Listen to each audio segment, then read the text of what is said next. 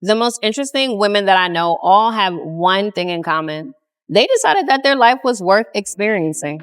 Now, women don't always say that they've chosen themselves, but there will be signs. Here are a few things that I've noticed about the women who've just decided that they want to live the fullest life. The first thing is that they decided to choose joy. Life is happening to us all, but the way that these women really rally behind their joy and promote their joy and create joy for others to experience is commendable. It's almost life-changing and just really inspiring, because despite what their circumstances look like, their level of positivity, their outlook, the way that they show up and show out for themselves and the people that they love just spreads more joy around for everyone to experience. And I have been the recipient of women choosing joy, and I have learned how to do it myself by watching the women I know. Another thing that I've noticed about women who are choosing themselves is that they've decided to travel.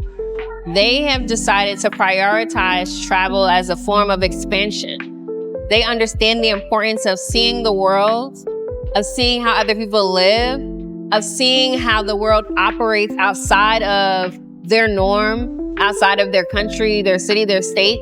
They've decided that they want to experience life through the eyes of other people.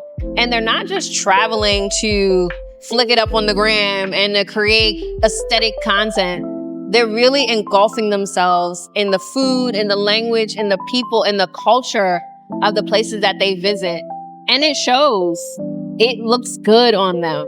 And living out here in Thailand and getting to meet so many beautiful women who have chosen to retire early, they've chosen to live their lives because they put their kids through school, or they've chosen to travel before they focus on a career, focus on their marriage, focus on a family.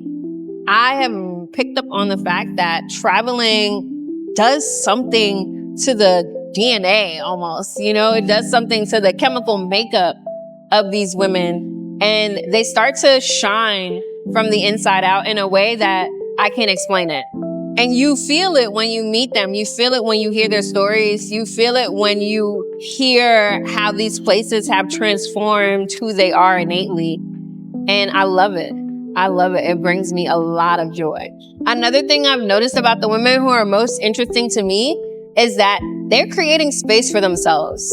Whether it's at work, where they're creating things that did not exist, whether it's in their families or in their social circles or just in the world, they are taking the initiative to create and to curate spaces if they can't find it themselves. I don't feel like it's insertion. I feel like it's like if you don't get a seat at a table, you didn't create your own table. These women are creating their own tables, and I am always amazed at just the level of dedication and innovation, and really just how they're putting their souls and their entire, just their spirits into the things that they're doing. I know so many beautiful women who've created communities when they felt like they didn't exist. I know so many women who have created businesses when they feel like they didn't see something in the industry and they wanted it and they needed it and they saw a need for other people to have it. They've gone out and just created space. And instead of being, woe is me, why can't I, where is, they don't complain. They take the initiative to just do. And not from a place of needing the money or the notoriety or the influence or celebrity, but just because they feel like this is something that's needed in this world.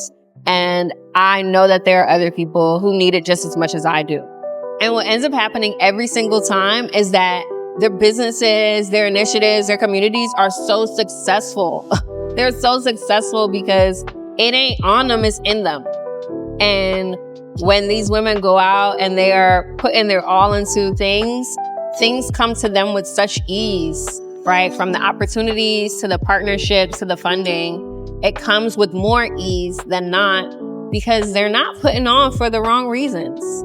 They are doing something for themselves and in turn impacting the world. And it's just awe-inspiring to know that these women are my friends and my family and my sisters. I have so many examples, friend, of women who I've met and they've shared a gem with me. And then, not even talking about their business, but they just shared a life lesson, poured into me, spoken life into my life. And then when I hear about what they do, their job, their home life, I'm like, whoa, blown away. And it stems from creating what they didn't have for themselves and then pouring the love out there so that other people can experience that. The most interesting women I know create space for themselves. And sometimes that space also looks like distancing themselves, right? It's not that they're always in the public. It's not that they're always doing something for community, but they create for themselves to replenish themselves, to rejuvenate themselves.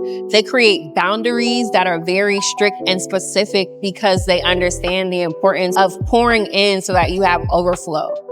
The women that I'm speaking about are not drowning themselves to save everybody else. They're not sinking their ship because they're inviting everybody on board. These women are dedicated to their family time. They prioritize their own self-care. They take their PTO. They're using FMLA. They're doing what needs to be done for themselves. And they will leave any environment that contradicts their boundaries. And I love that for them. I love that for us. Because although people may take it personal sometimes when they're detached and they're offline and they stop doing things that people think they're great at, what it lets me know is that they know themselves, they have discernment, and they are dead ass about their lives.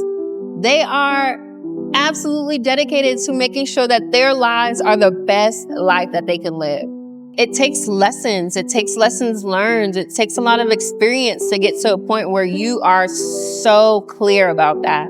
And the last thing that I recognize that these women have in common is that they're okay stepping away from obligations.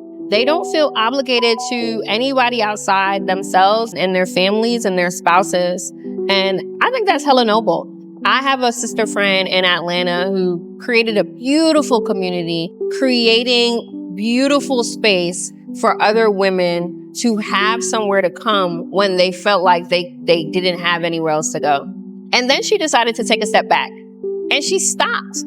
And it wasn't because it wasn't going well. It wasn't because there wasn't a need. It was because she was being depleted by the opportunity. Like, how could she pour into these women and preach to them about putting themselves first, where she was putting herself second to other people?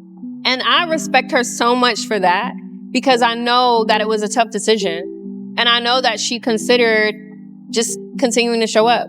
But in light of who she is and how discerning she is and how she feels about herself, sis said, not me, and stopped. My homegirl's like, nah, I don't blame her. It is exhausting pouring into people sometimes, especially if you do it for extended periods of time and it's to a reoccurring basis. My God, people don't understand the weight of the energy. Stepping away from these obligations in the midst of success is such a beautiful declaration to who these women are.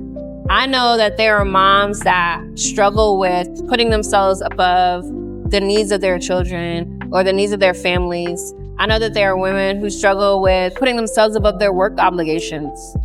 So when I see them making the tough calls, when I see them being like, I know people need me, but I need me more, I am so empowered. I give them their flowers. I tell them how proud I am of their bravery.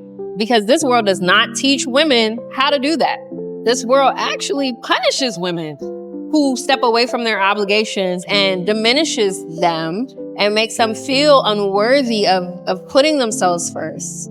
So when we reclaim the power, when we step into our fullness and say, hey, I'm not dealing with it. I'm taking a step back. I'm going on a solo trip. I'm just going out with the girls. Hey, somebody else take care of these kids for the summer. I love that. And I think community rallies even more behind women who step away from these obligations with confidence and with boldness. They get to see how people love on them when we see them loving on themselves. Friend, I completely understand the struggle to choose to experience your life, not to just live it, but to thrive in it. I get how conflicting it can be when you are waiting for permission to choose yourself. I want to encourage you to start small. Start in ways that feel challenging, but that are doable for you. Start by choosing your joy. And if you can't find it, start by creating it for yourself. Start by traveling. Go see the world. It is so big. It is huge. And it deserves to see you too. Step away from those obligations. Tell that job you see them later. Tell the family, hey, look, this week I'm off. Okay? Even if you don't leave the house, just step back for a second and feel how it feels to choose you. I am beyond proud to be associated with women who constantly remind me that my life is worth living. I'm even more proud to be somebody who is facilitating space for women who are doing that and who are learning how to do that. I am hosting my retreat in Thailand for the women who have not completely gotten there yet, but just want a taste of it. The women who are all the way there and they're like, hey, sis, I know what it feels like and I'm coming over there to pause with you. I'm so excited to welcome in more women in my community who want more proof that it can be done, who want to meet other women who have been doing it for so long that it is built into them. I'm excited to be the connector that bridges the gap between where we've been in society and where we're going in the future. Not just the future, where we're at in the present. Because honestly, since the revolution is being televised, okay? The girls are out here choosing themselves, choosing joy, creating space, traveling the world, and damn it, I'm proud to be one of them. If this spoke to you, the link is in the description to join me in Thailand for Glow Forward. 7 days of pausing and the world will stop for us. We will just be together. And it's not just for women. So, hey, fellas, if this reaches you, come on over. We've got space for you in Thailand too. If you also are struggling and feeling like you don't know who you are when you choose yourself, maybe you're feeling like, damn, I feel so bad. I feel so selfish. Sound off in the comments, sis, because I will guide you to what it looks like to choose yourself. I will support you along the way. I will encourage you and provide tons of testimony and resource to show you women who have decided, and you can see for yourself how their life is glowing because they're not just growing, baby, they're glowing. And I hope that you enjoyed day 45, friend. Almost at day 50. So excited. I've been killing the game. Let me know if you're enjoying the series. And if you have any questions or comments, or you want to hear me talk about any topics, drop that in the comments too. I would love to make a video just for you. I'll see you tomorrow for day 46. Peace.